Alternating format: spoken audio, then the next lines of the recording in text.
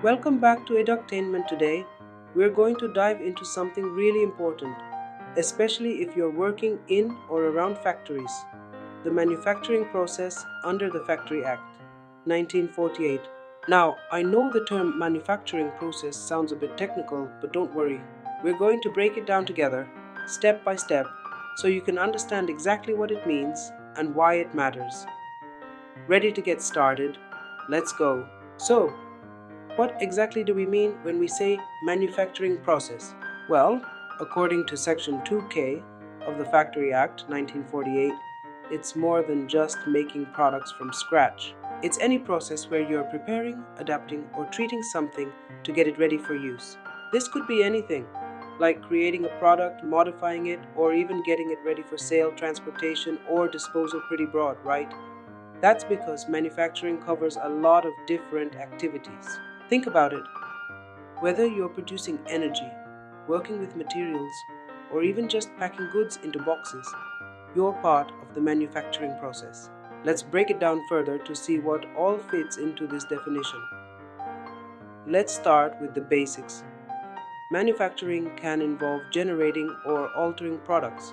For example, if you're working in a factory that generates energy, like electricity, that's considered a manufacturing process. Or if you're shaping a piece of metal into something useful, like making parts for a machine, you're altering an article, and that's also manufacturing.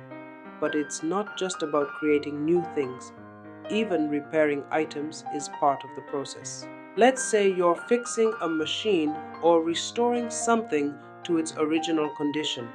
That counts too. And don't forget about ornamenting. Even decorating a product is considered part of manufacturing. So, it's not just the heavy duty stuff, small details count too. Next up, finishing and packing. Once a product is made, it often goes through finishing steps.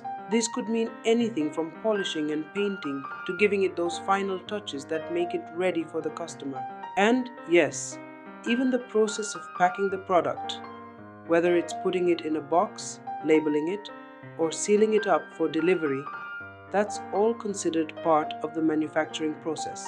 So, if you've ever worked on an assembly line packing goods for shipment or sale, guess what? You are part of the manufacturing chain. Pretty cool, right? But wait, there's more. Manufacturing also includes treating or adapting articles.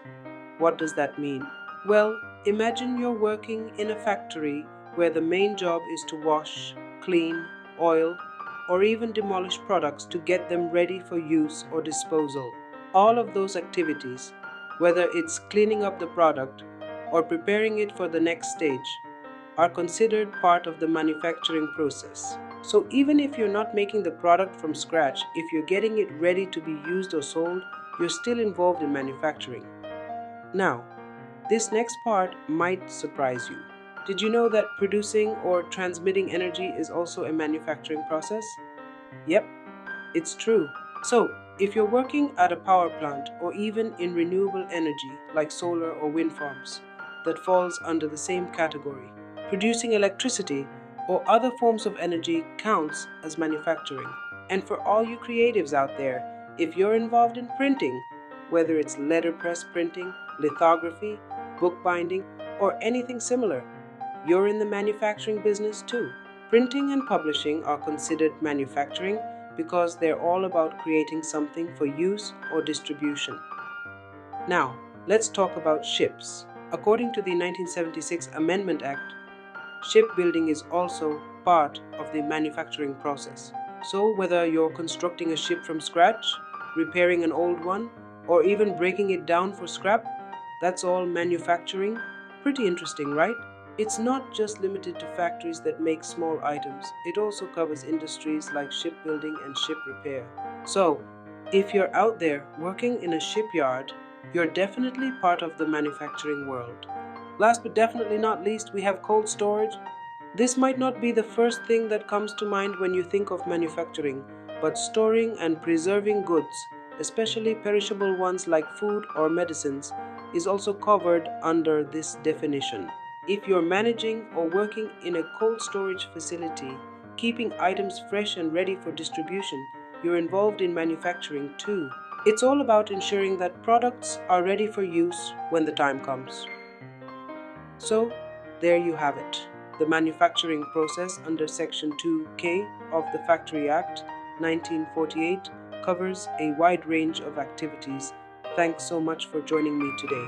If you found this breakdown helpful, make sure to hit that like button, subscribe to Eductainment, and share this video with your friends. We've got a lot more great content coming your way, so don't miss out. See you.